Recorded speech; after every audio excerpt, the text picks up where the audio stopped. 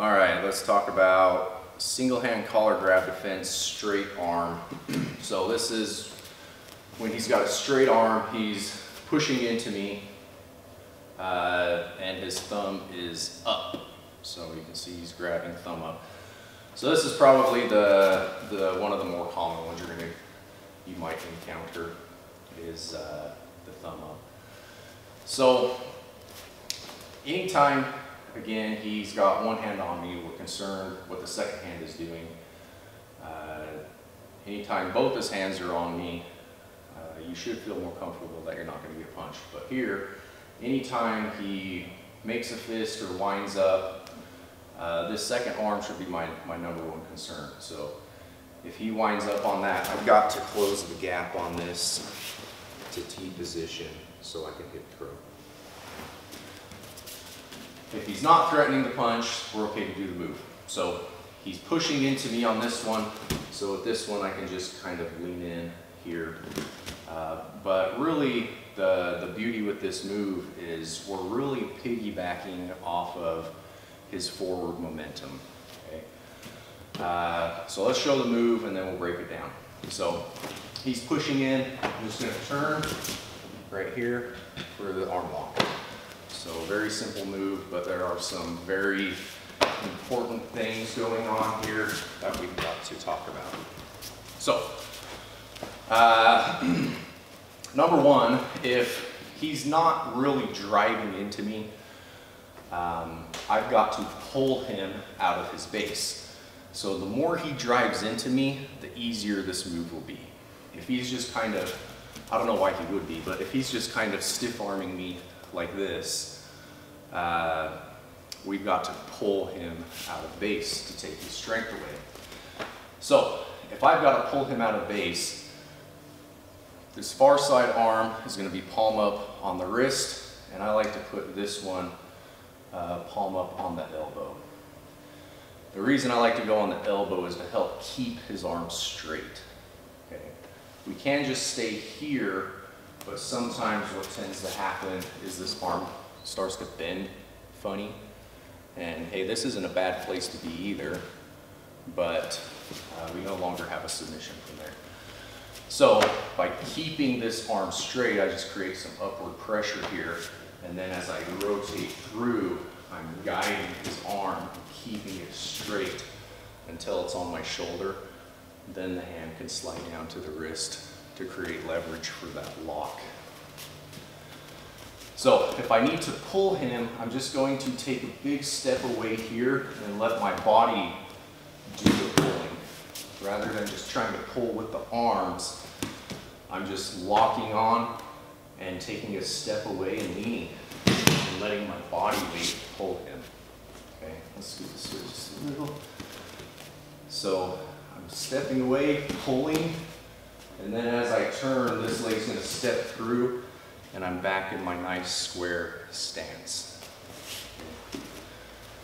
So another important thing here is once I have the arm over my shoulder, I want to raise this far side shoulder just a little bit to help trap it in there. Okay, so let's turn this way so we can get a better look at that. So I'm pulling, turning, and you can see by raising that shoulder, the arm is less likely to be able to slide off. So just a slight raise here traps the arm, and it also makes that arm lock even tighter. Okay, so palm up here, palm up here. If he's not driving in, I pull, turn, find my base, shoulder comes up, hand slides down to the wrist, and then I just pull down right here, elbow shaving the ribs. Okay. Keep the elbows in the core to keep the pull strong. If he's driving into me, I can pretty much just turn. And he drives himself in. So like I said, the harder he drives in, the easier this becomes, because at that point, I just have to turn and I no longer have to pull and try and turn and get the arm over. It just happens more naturally. So from the beginning, a couple times from both angles, punch defense. Okay, if he threatens it, step in, underhook to T position. If there's no threat there, we're okay to do the move. So if he's not driving, palm up on the wrist, palm up on the elbow, step away, pull, guide the elbow over the shoulder, and then shoulder comes up, and I pull down here. Okay. One last note to make with this arm lock. It's a very unique arm lock in the sense that with most arm locks, I want the fulcrum on the body side of the elbow. Okay. If we're doing an arm lock from guard, from mount, and my hips end up over here, it's never going to work. Okay. There's no leverage pressuring on the joint, and his elbow, he can just suck in to pull his arm out. With this, it's actually a lot of times tighter being on the hand side of the elbow. So when I turn over here, even if my shoulder is clear down by his wrist, you'll still get the submission. His body is acting like a counterweight on the other side of that, and so we can take advantage of that. Even though the fulcrum is up here and we're pulling down here, because he can't go up any higher to alleviate that pressure, right? He's got his tiptoes, that's it.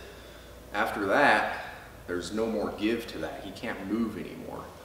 If we were on the ground or in any other position really, he's got a lot of mobility to where he can escape that. But with this particular arm lock, he can't move, and his entire body weight is acting as a counterweight on that lever.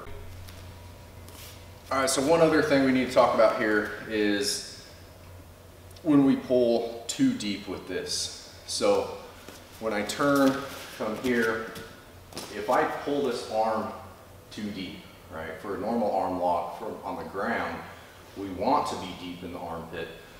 But with this one, it actually makes it less effective here. You can see how much it takes to get the tap there,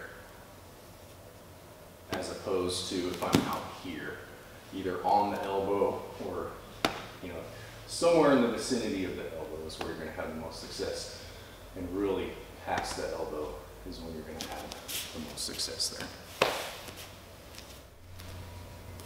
All right, so one other thing we need to talk about here is when we pull too deep with this. So when I turn from here, if I pull this arm too deep, right, for a normal arm lock on the ground, we want to be deep in the armpit.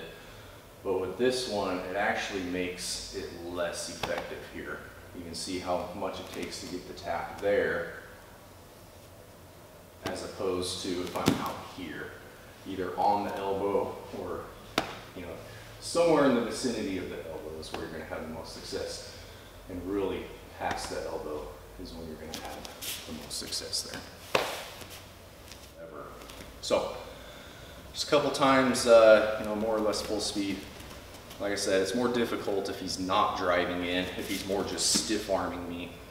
Okay, if I see that fist, okay, punch defense. If he's not threatening it, palm up on the wrist, palm up on the elbow. I can just lift this leg up to get that pull. I'm just leaning back. Okay, turn, step, square stance. Elbow comes up. And one last little detail here too, to make this even tighter, is I can just lean slightly forward.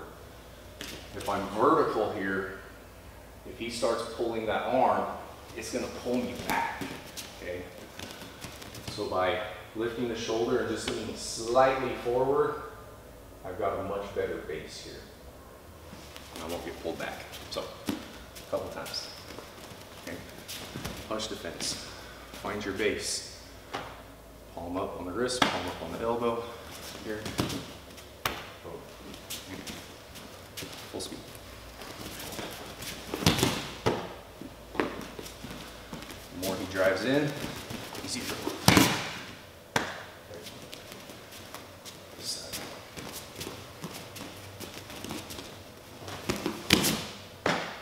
You can see how my hips kind of create a block against his. If there's space there, that's when you're likely to get pulled back. Okay, so if he pulls, I get pulled back.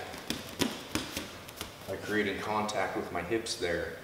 Now he can't really move, and I'm creating a frame here to where I can actually push off of him and lean forward with that.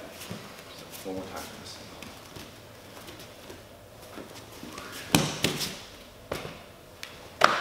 All right. Single hand collar grab defense, straight up.